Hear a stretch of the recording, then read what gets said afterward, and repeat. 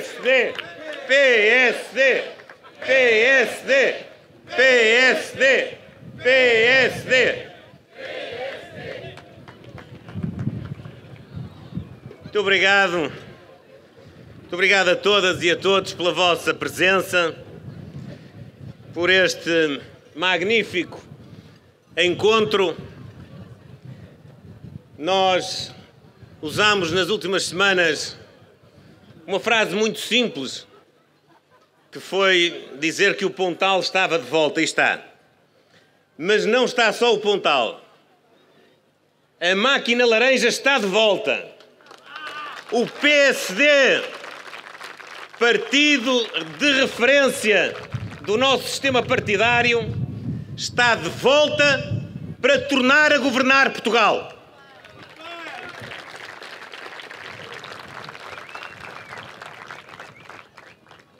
Esta moldura humana que aqui se junta, que, como dizia agora o Mendes Bota, congrega todas as condições económicas, todas as origens do ponto de vista territorial, do ponto de vista geracional, avós, pais e netos, toda a família dos militantes, porque estão aqui muitos que não são militantes do PSD, muitos que, porventura, nunca votaram no PSD, mas que olham para nós, neste momento, com a esperança de podermos ter um futuro mais risonho, um país mais justo e mais equilibrado. Eu cumprimento todos os que aqui estão. Aqui dentro, nestes prédios, eu já tinha saudades de ver aquelas bandeiras naquela janela. Estava quase tentado a dizer que para o ano vou passar lá gente a chegar a esta festa. É de facto reconfortante sentir que a nossa força está de volta e que esta vitalidade deste encontro expressa bem aquilo que são as nossas responsabilidades para com o país nos próximos anos. Eu cumprimento todos, os autarcas que aqui estão, aqueles que organizaram esta festa, aqueles que no dia-a-dia representam as cores do PSD nos vários patamares de intervenção cívica, secretariado dos TSD, os representantes dos autarcas, o nosso José Mendes Bota, figura ímpar do PSD do Algarve e do PSD nacional, mas não levem a mal que represente o cumprimento em todos aqueles que aqui estão, numa pessoa muito especial que está hoje aqui conosco e que se chama Pedro Passos Coelho.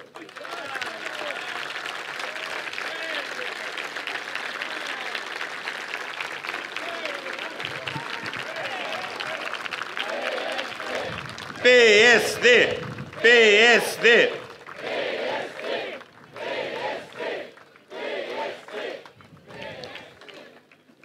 Caro Pedro, é uma alegria e uma emoção ter-te aqui.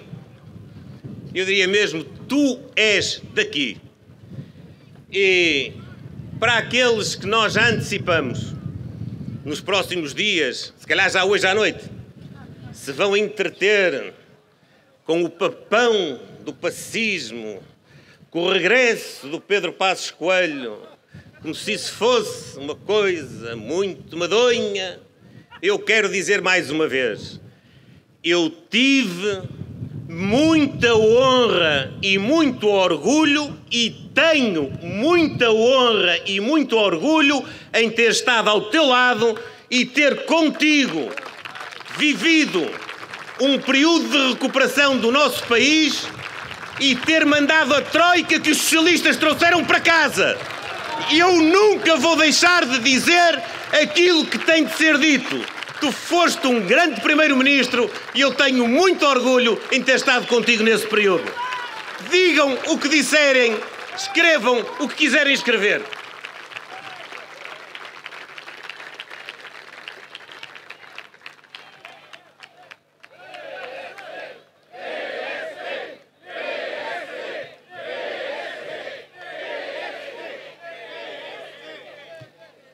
Caras e caros amigos, nós vivemos efetivamente um tempo em que o país precisa muito de nós. E é por isso também muito importante para mim, para a Direção Nacional do Partido, sentir que nós somos capazes de nos reunir, que somos capazes de nos reencontrar e que somos capazes de nos abrirmos à sociedade. De irmos, como eu gosto de dizer, de terra em terra, à procura daqueles que são os mais dinâmicos na sociedade, aqueles que sabem fazer melhor que os outros e trazê-los de novo para os quadros políticos do Partido Social Democrata. Eu fico muito satisfeito por ver aqui pessoas que vêm de outros quadrantes políticos e que não têm tido intervenção política nos últimos anos. Isso significa ainda mais responsabilidade àquela que já era muita. Eu senti com a assunção da responsabilidade de presidir ao Partido Social Democrata. Num momento particularmente importante. Um momento em que nós temos um governo novo, porque eu sei que pouca gente acredita, mas só está em funções ainda não faz 5 meses. São apenas 4 meses e meio de exercício de funções. Seria um governo novo em qualquer parte. Mas este é um governo que é tão igual aos 2 governos anteriores, é tão de continuidade com aquilo que já vem de há 7 anos esta parte, que nós todos temos a sensação de que não se trata de um governo novo, nem de uma nova legislatura, trata-se do velho governo socialista que está a fazer empobrecer Portugal. Durante alguns anos, como sabem, o Partido Socialista governou o país com o apoio parlamentar do Partido Comunista e do Bloco de Esquerda. E esse apoio muitas vezes foi o alibi que os socialistas usaram para não transformar o país, para não reformar o país, para não mexer em alguns setores, nomeadamente da administração pública, porque não tinham, por si só, os votos suficientes e precisavam, portanto, do apoio, quer dos comunistas, quer dos bloquistas. Pois, caras e caros amigos, neste momento, o Partido Socialista tem maioria absoluta. Não depende desses votos. E a questão que nós devemos colocar a Portugal é esta. Mudou alguma coisa no governo depois de se ter operado esta evolução nas últimas eleições legislativas de 30 de janeiro? O governo do Partido Socialista hoje é diferente daquele governo que não tinha maioria e que precisava do PCP e do Bloco de Esquerda?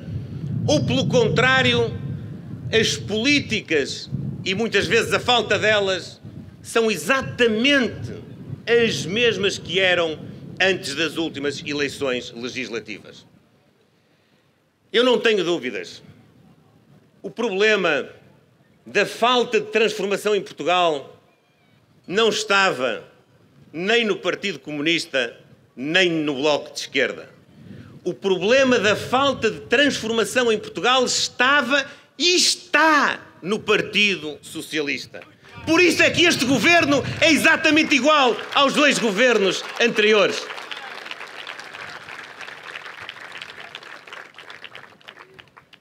Eu sei que até no PSD havia quem pensasse que era importante para o país tirar o Partido Socialista das mãos do PCP e do Bloco de Esquerda.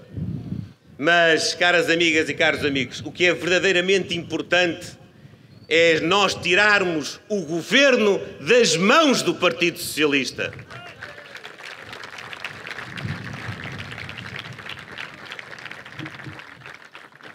E é importante porquê?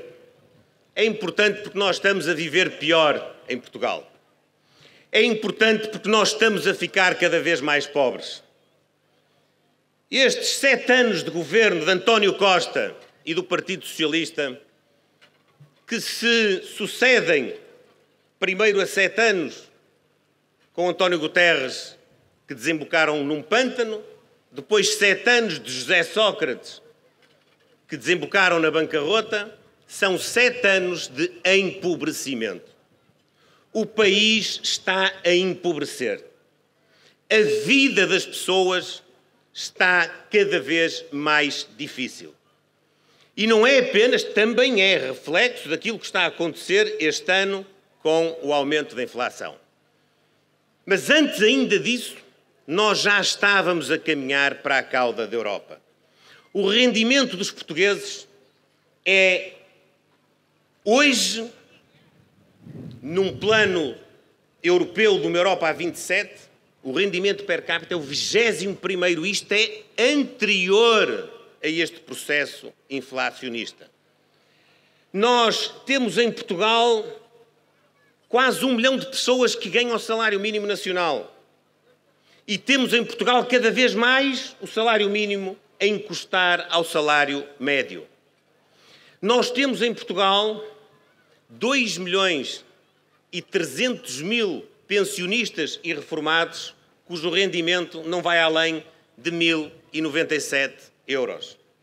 Nós temos em Portugal 2.300.000 portugueses que estão na vida ativa e cujo rendimento mensal não vai além de 1.000 euros.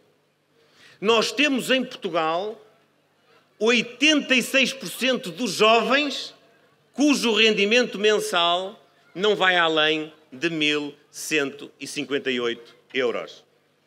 Nós temos, portanto, uma sociedade nivelada por baixo, onde cada vez mais as pessoas recebem menos e cada vez mais todos ganhamos o mesmo, e o mesmo é o salário mínimo nacional ou muito pouco acima do salário mínimo nacional.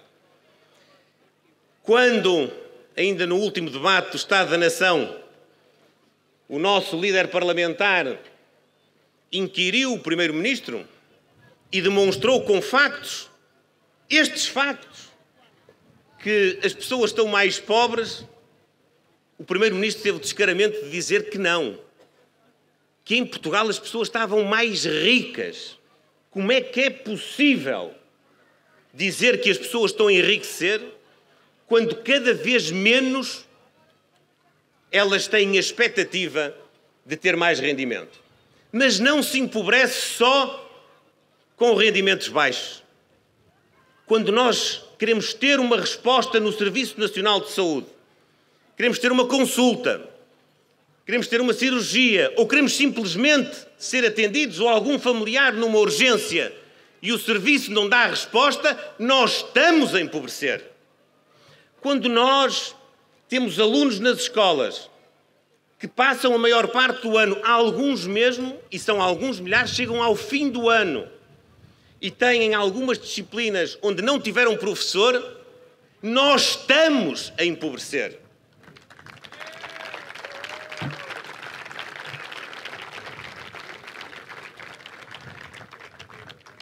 Este processo de empobrecimento não tem nenhuma expectativa de poder ser quebrado nos próximos anos. E não tem nenhuma expectativa, porque, como disse há pouco, este governo, apesar de estar a iniciar funções, é um governo que não mudou nada face àquilo que fez nos últimos anos.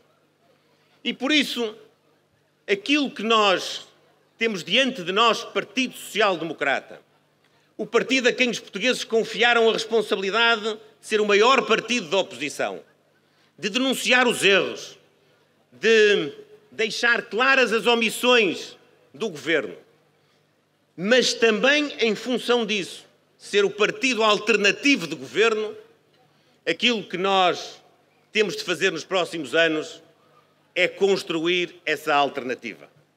E é nisso que nós estamos empenhados. Empenhados em,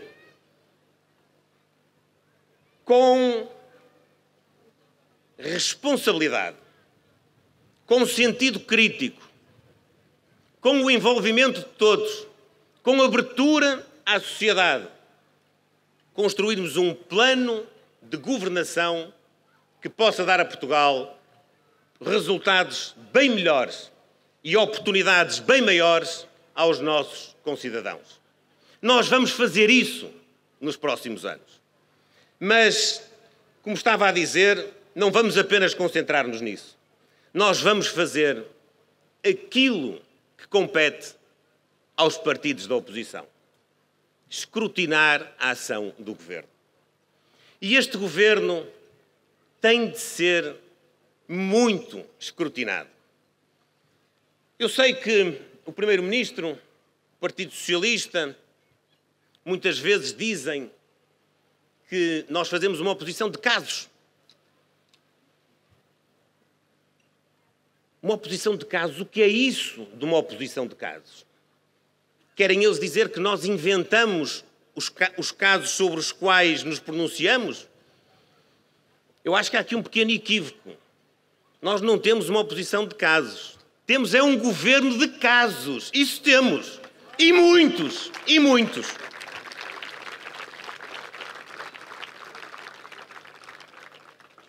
É o caso do aeroporto. Há um ministro que faz um despacho com uma solução de princípio até ao fim, num investimento estratégico, estruturante, um investimento que jamais poderia ser lançado se não fosse discutido dentro do próprio governo, com o Primeiro-Ministro, com os outros ministros, se não fosse partilhado por decisão do próprio Primeiro-Ministro com o maior partido da oposição e, obviamente, se não fosse partilhado com o Presidente da República. Mas parece mentira, mas aconteceu mesmo. O Ministro que tutela esta área decidiu, não foi dizer isto numa entrevista, também disse numa entrevista, ou duas, mas escreveu no Diário da República, escreveu a decisão no Diário da República. E o Primeiro-Ministro vem a seguir dizer que não sabe de nada. Foi a oposição que inventou este caso?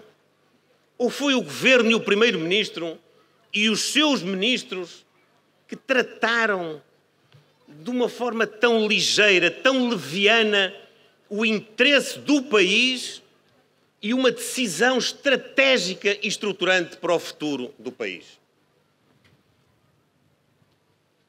Poderia ser um caso isolado, mas não é um caso isolado. Já agora, por falar em despachos, ainda recentemente, o próprio Primeiro-Ministro, portanto, não é de estranhar que os ministros façam o mesmo, porque eles seguem as orientações que vêm de cima, ainda recentemente, o próprio Primeiro-Ministro fez um despacho para responder a uma afirmação de um administrador de uma empresa numa entrevista televisiva. E fez um despacho que é uma vergonha do ponto de vista institucional. Fez um despacho que é uma vergonha do ponto de vista democrático, em que se quis imiscuir no funcionamento do mercado, em que quis dizer que uma empresa, não são as outras todas, é só uma, para ter uma fatura paga, tem de se fazer uma validação prévia, como se não fosse suposto que todas as faturas pagas não tivessem uma validação conveniente, que essa validação devia ser feita por um secretário de Estado, como se não fosse suposto que todos os dirigentes da administração não tivessem capacidade para fazer essa verificação. E depois até veio o secretário de Estado fazer mais um despacho a dizer que afinal não era assim, só quando houvesse dúvidas é que iam para ele, porque os dirigentes podiam decidir se fossem as faturas do dia-a-dia. No meio de tantos despachos, é mesmo caso para dizer que neste governo dos despachos, quem está a merecer ser despachado é o próprio governo, é o Primeiro-Ministro e são os membros do governo. E este também não foi um caso da oposição, foi mais um caso do Governo. Para já não falar deste sentido de desresponsabilização completo. Tudo o que acontece em Portugal, menos bem, nunca é culpa do Governo. É sempre culpa de alguém. E é o próprio Primeiro-Ministro que incute esta forma de estar, esta forma de tratar a governação. Eu estava agora a olhar ali para o Pedro Passos Coelho e a lembrar-me que sempre que havia que assumir alguma responsabilidade em nome do Governo, ele fazia questão de ser ele próprio a assumir essa responsabilidade.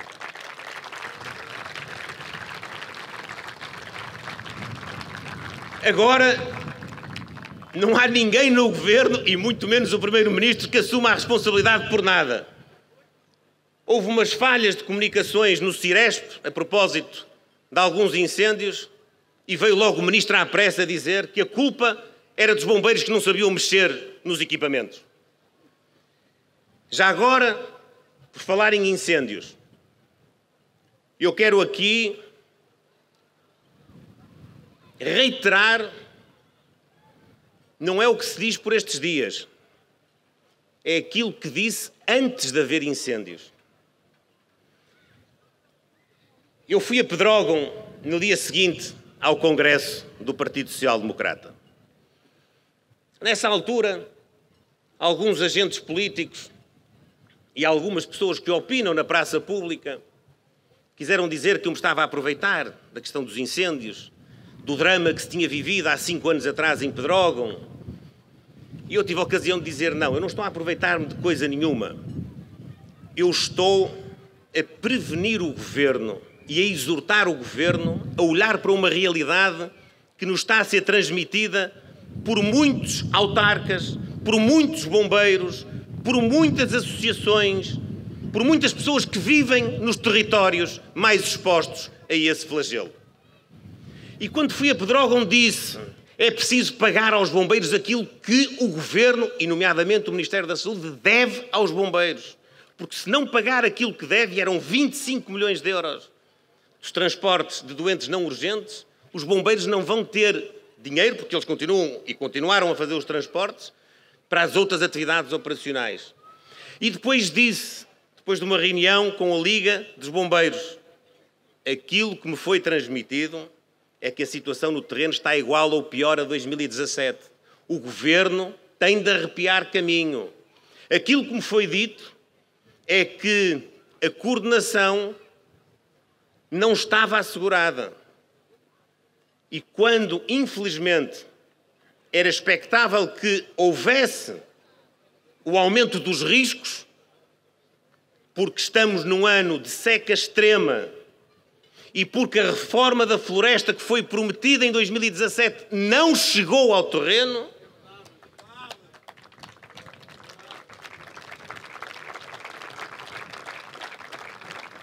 nós exortámos o Governo a arrepiar caminho e a aproveitar o tempo que ainda dispunha até vir uma vaga de calor que já se sabia também naquela altura que viria, para poder aprimorar esses mecanismos. Infelizmente, hoje,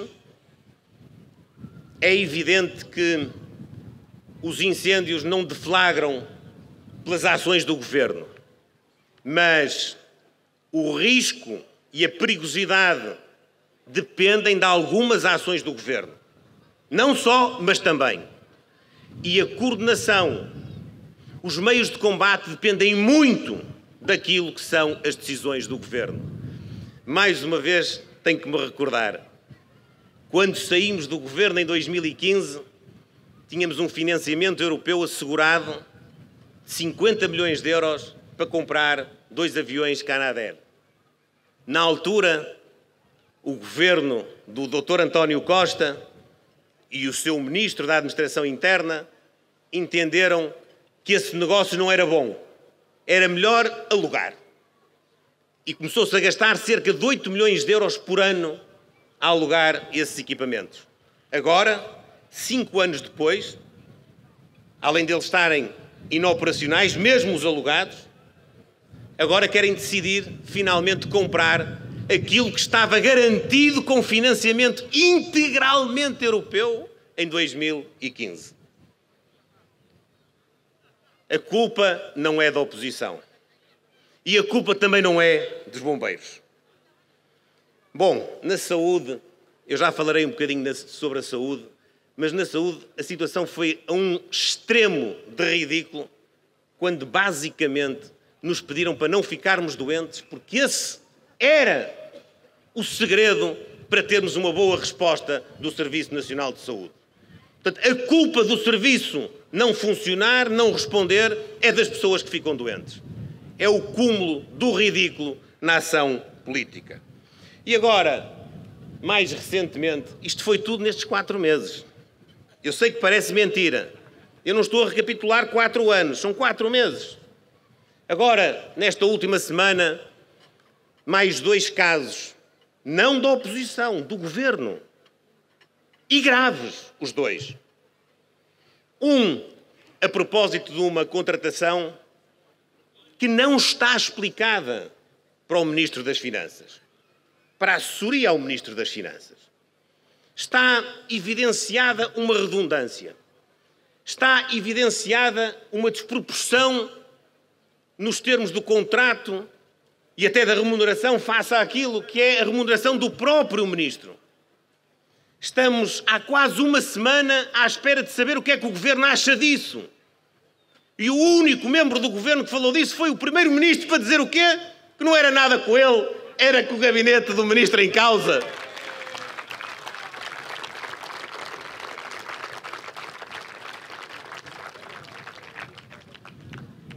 E o esboço deste sorriso não é em sinal de desrespeito com a gravidade da situação, é porque custa mesmo a perceber. Isto é quase anedótico, mas é sobretudo gravíssimo, porque este exemplo do Primeiro-Ministro é o exemplo que faz escola depois nos outros membros do Governo. E se calhar é por causa deste exemplo que a Ministra da Agricultura teve o desplante de dizer que quando a CAP pede mais apoios para obviar a situação de seca extrema em que nos encontramos, a CAP se devia lembrar que lá atrás, há uns meses atrás, terá aconselhado alguém a não votar no Partido Socialista, que é como quem diz, o que a Sra. Ministra quis dizer, vamos traduzir isto de uma forma clara, direta para as pessoas, é, os senhores da CAP querem apoios, então digam para se votar no Partido Socialista. Porque se não disserem isso, não há apoios para ninguém. Foi isto que a Ministra quis dizer. Aliás, foi isto que a Ministra disse. E no caso do Ministério das Finanças, é preciso exigir ao Ministro das Finanças que diga, esclareça, porque é que fez esta contratação, com os termos em que a fez e com a retribuição que lhe está associada. Já que o Primeiro-Ministro não teve capacidade para responder. Mas no caso do Ministro da Agricultura, tem de ser mesmo o Dr. António Costa a dizer se os membros do seu governo estão instruídos por si para responderem como ela respondeu ao apelo que a CAP tinha lançado ao governo. Nós precisamos de saber aquilo que já todos desconfiamos que é o que se passa.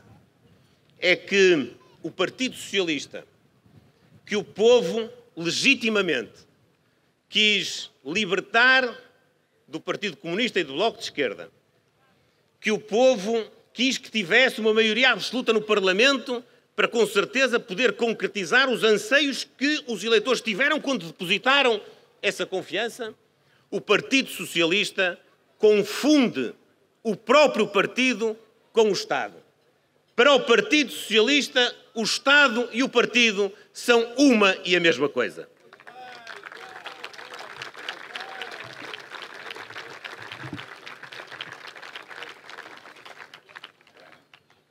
Por isso, caras e caros amigos, o tempo é de nos prepararmos para cumprirmos esta nossa tarefa e para dizermos às pessoas também quais são as nossas prioridades.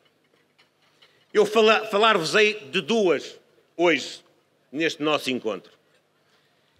A primeira, a saúde. Não há como não falar daquilo que se passa na saúde. Não há como não estarmos ao lado das pessoas, das famílias, com o sofrimento a que elas estão a ser votadas pela incapacidade do sistema de saúde de responder às suas necessidades. O Partido Socialista não esconde o fanatismo ideológico da sua política de saúde. O Partido Socialista, como quer tudo aparentemente dentro do perímetro do Estado, e eu já vou dizer porque é que digo aparentemente, como quer tudo debaixo da sua alçada, nos últimos anos, fez com que tudo na saúde esteja pior. A começar, de resto, com aquela grande promessa que o Dr. António Costa fez de que não haveria nenhum português sem médico de família. Pois bem, não só ele não cumpriu a promessa, como há hoje muito mais portugueses do que havia quando ele começou, quando ele foi pela primeira vez investido nas funções de Primeiro-Ministro, há hoje muito mais portugueses do que havia na altura. Hoje há 1,5 milhão de portugueses que não têm médico de família e o Dr. António Costa não quer resolver esse problema. E como ele não consegue resolvê-lo no Serviço Nacional de Saúde, nem sequer é capaz de olhar para outras soluções, nomeadamente para a capacidade que pode ser aportada para essa resposta pelas instituições particulares de solidariedade social, pelas misericórdias e pelas mutualidades. Mas não é só aí. O que se passa nas urgências, o que se passa nos encerramentos permanentes em serviços especialmente sensíveis, como a obstetrícia, a ginecologia, a pediatria, aquilo que tem a ver com o nascimento das crianças e com as próprias crianças. Não é só as urgências estarem encerradas e as pessoas não poderem ter uma resposta imediata quando precisam.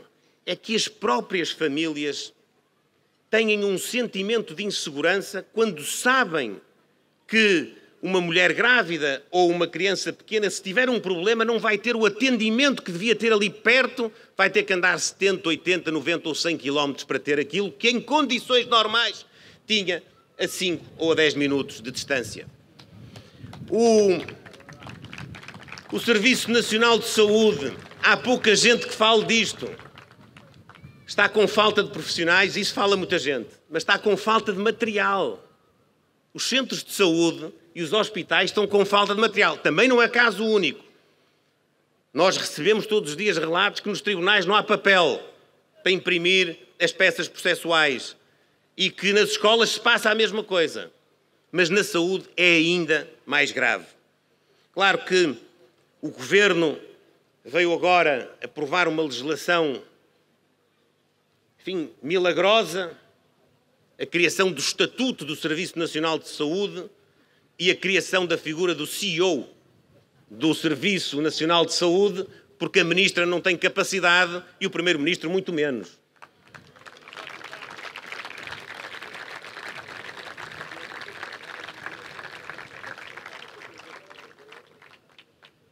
Nós, a seu tempo, vamos apresentar o nosso modelo de gestão do Serviço e do Sistema Nacional de Saúde. Mas há uma coisa que eu quero dizer aqui hoje. É que todas estas insuficiências, eu não vou dizer que foram criadas porque não foram, mas foram agravadas com o tal complexo ideológico do Partido Socialista. Mas há uma coisa que a mim me inquieta, porque muito pouca gente fala disto. É que esta obsessão que o Partido Socialista tem de concentrar a resposta no Serviço Nacional de Saúde devia traduzir-se, em primeiro lugar, em mais investimento no Serviço Nacional de Saúde. Não é isso que tem acontecido. O investimento tem sido menos. Mas pior do que isso, devia-se estar a alargar a oferta de serviços para a população que carece de respostas na área da saúde. Mas o que é que está a acontecer? Vejam bem, isto é talvez a maior perversão que há hoje na democracia portuguesa. É com um governo socialista que não quer instituir um regime de complementaridade do setor público com o setor social e com o setor privado, é com um governo do Partido Socialista, repito, que cada vez mais portugueses recorrem aos serviços privados de saúde. É com um governo do Partido Socialista que só desde 2015 há mais 1 milhão de portugueses que fizeram um seguro de saúde. Já são 3 milhões de portugueses que têm um seguro de saúde e há depois mais 1 milhão, ou até um pouco mais, que têm ADSE. Ou seja, quando nós dizemos estas coisas, que é preciso a resposta ser complementar, é preciso que um cidadão, quando precisa de um tratamento, se o Serviço Nacional de Saúde não tiver capacidade de resposta, ele deve recorrer com o apoio do Estado a uma instituição privada ou social. Quando nós dizemos isto, aqui Del Rey, que é o papão dos privados, e é o PSD defender a medicina privada. Mas a grande verdade é que os grandes amigalhaços do serviço privado de saúde são os socialistas, porque é com os governos socialistas que se ganha mais dinheiro na saúde privada em Portugal. É com os governos socialistas que hoje 1/3 dos equipamentos de saúde já está nas mãos da iniciativa privada. E por isso é preciso falar verdade às pessoas. Nós não temos nenhum interesse no setor privado da saúde, nem temos nenhum interesse no setor social. O que nós temos é interesse nos cidadãos, naqueles que precisam de uma resposta. E a resposta, mesmo no setor privado e no setor social, pode ser uma resposta de serviço público.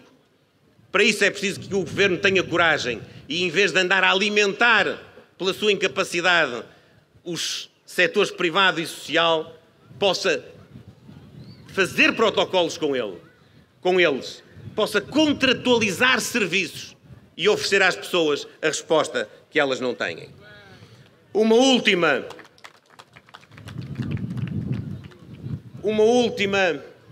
coisa que vos queria dizer é a mais importante. É aquela que mais tem estado no centro da nossa ação política, do nosso trabalho e da nossa atividade. Em abril, desde abril, eu tenho vindo a dizer que nós estamos com um processo de inflação que já começou o ano passado, começou em agosto do ano passado, que se avolumou muito com a guerra na Ucrânia, que está a levar à vida de muitos concidadãos nossos gravíssimas dificuldades no acesso a bens fundamentais. Eu não digo isto agora. Eu digo isto em abril. Disse isto em abril, quando o Primeiro-Ministro dizia que não se preocupem com isso, que a inflação é passageira. Os economistas são uns exagerados. Isto é tudo uma coisa que vai passar.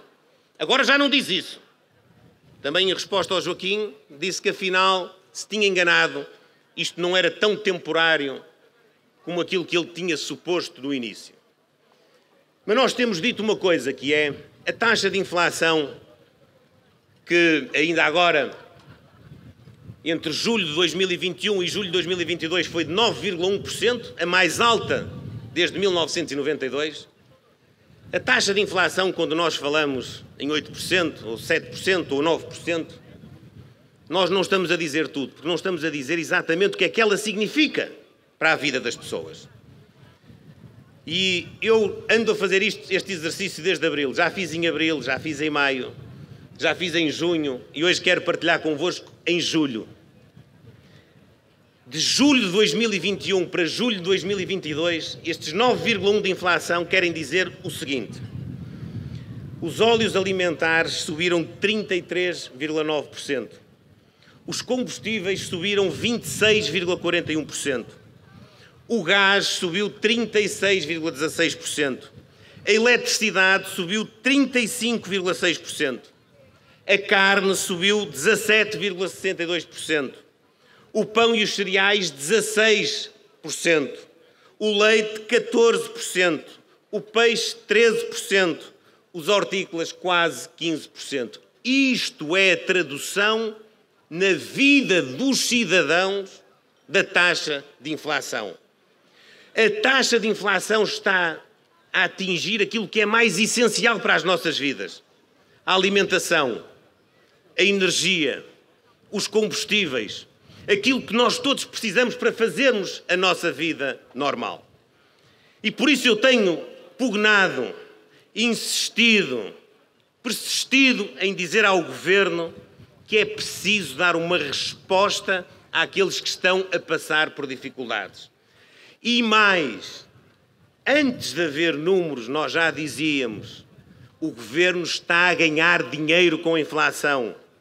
O Governo, precisamente porque o aumento dos preços tem estes níveis, está a arrecadar muito mais receita fiscal, porque parte destes preços são impostos.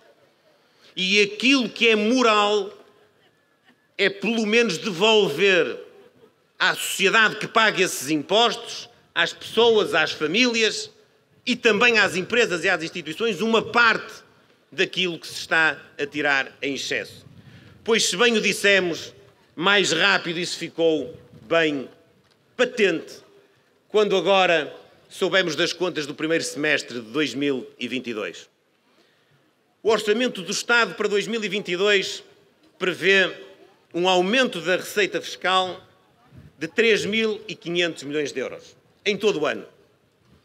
Mas só no primeiro semestre esse aumento já foi superior a 5.000 milhões de euros. Só no primeiro semestre, em termos homólogos, o Estado já arrecadou mais receita fiscal do que aquela que estima em termos de aumento para todo o ano.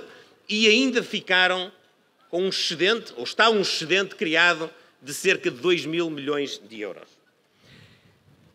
Ninguém sabe qual vai ser o número no final do ano. Mas não será difícil imaginar que no final deste ano, pelo menos, o Estado, para além dos 3.500 milhões de euros a mais de impostos que já contava a arrecadar, possa somar a isso pelo menos em uns 4.000 milhões de euros. Pelo menos uns 4.000 milhões de euros. O que é que o Governo está a fazer com este excedente? Ou o que é que o Governo deve fazer? Pode aproveitar para baixar a dívida, pode aproveitar para conter ainda mais o déficit, pode aproveitar para fazer ainda mais investimento público. Tudo isso pode ser feito. Mas a pergunta que nós no PSD colocamos e colocamos é: será justo,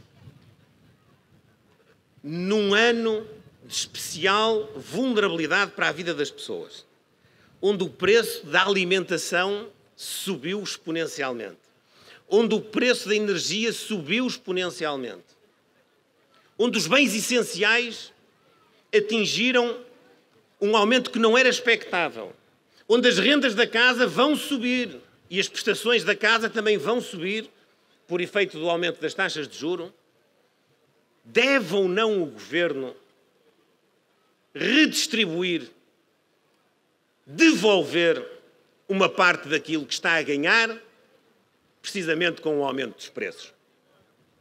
Nós dissemos sempre que sim e exortámos o Governo a fazê-lo. Mas o Governo não faz. E quando faz, faz muito pouquinho.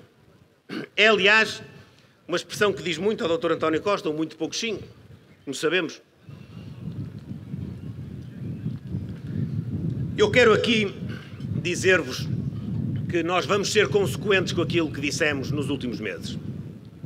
Hoje mesmo, o nosso líder parlamentar dirigiu um requerimento ao Presidente da Assembleia da República, com conhecimento a todos os outros grupos parlamentares, para que na primeira semana de trabalhos parlamentares, em setembro, quando começar a funcionar o plenário do Parlamento, vai ser discutido o programa de emergência social que o Governo não faz, mas que nós vamos propor ao país.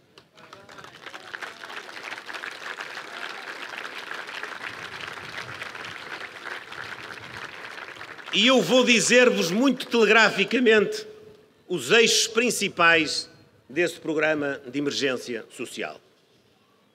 Em primeiro lugar, nós vamos propor atribuir de setembro até dezembro um vale alimentar de 40 euros por mês a todos os pensionistas e reformados que têm uma pensão, uma reforma até 1.097 euros, que são 2,5 indexantes de apoios sociais. Esta medida custa 368 milhões de euros. Em segundo lugar, vamos propor atribuir também um vale alimentar a todos aqueles que estão na vida ativa e que têm um rendimento inferior a estes 1.100 euros. Quer num caso, quer noutro, estamos a falar de 2.300.000 pessoas, 2.300.000 concidadãos nossos. No global estamos a falar de 4.600.000 pessoas. Em ambos os casos, o custo deste vale alimentar é de 368 milhões de euros. O nosso programa tem um valor de 1.000 milhões de euros, que é 1/4 daquilo que o Governo vai receber a mais dos impostos este ano. Em terceiro lugar, nós vamos propor a redução do IRS nos 4º, 5º e 6º escalões. Porquê? Porque os primeiros 3 escalões estão englobados na medida anterior. Mas a classe média que ganha entre 1.000, cujos concidadãos nossos ganham entre 1.100 euros e 2.500 euros mensais, também estão a passar dificuldades. Não são tão graves como aquelas que passam as famílias mais carenciadas, mas também merecem o nosso apoio, até porque senão qualquer dia nem sequer há classe média. Estes 3 escalões contabilizam 1.300.000 portugueses.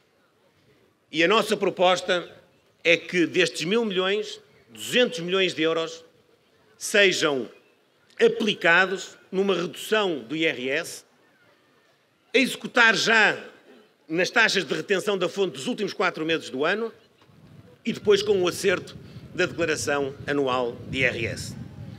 Em quarto lugar, o nosso programa proporá, entre setembro e dezembro de 2022, a atribuição de mais 10 euros adicionais a todas as crianças e jovens que recebem abono de família. São cerca de 1 milhão. Esta medida custa 10 milhões de euros por mês, em 4 meses custa 40 milhões de euros. E em quinto lugar, apresentaremos, não vou agora aqui detalhar, linhas de apoio às instituições particulares de solidariedade social do ponto de vista financeiro e também às pequenas e médias empresas que têm hoje de arcar com os custos do aumento da energia. Este programa totaliza 1.000 milhões de euros, mas não vale a pena virem dizer que nós, por estarmos agora na oposição, passamos a ser irresponsáveis do ponto de vista financeiro. Isto são medidas absolutamente transitórias, são para 4 meses deste ano e estão asseguradas por aquilo que é o excedente dos impostos que são cobrados este ano. Não estão asseguradas pelo Orçamento do Estado, estão asseguradas por aquilo que as pessoas já estão a pagar a mais. É a nossa política de solidariedade social. E eu quero, caras e caros amigos, terminar dizendo-vos que é com base nesta nossa forma de estar e de comunicar que nós vamos percorrer o caminho até às próximas eleições legislativas. Nós somos daqueles que entendem que essas eleições são em 2026, por isso é que os nossos cartazes dizem 2026. O Governo tem maioria absoluta, tem a obrigação de cumprir o seu mandato. E, portanto, nós não estamos apressados. também escusam de estar insistentemente a pedir as ideias do PSD para tudo e para mais alguma coisa, quando não se sabe quais são as ideias do Governo. Eu fico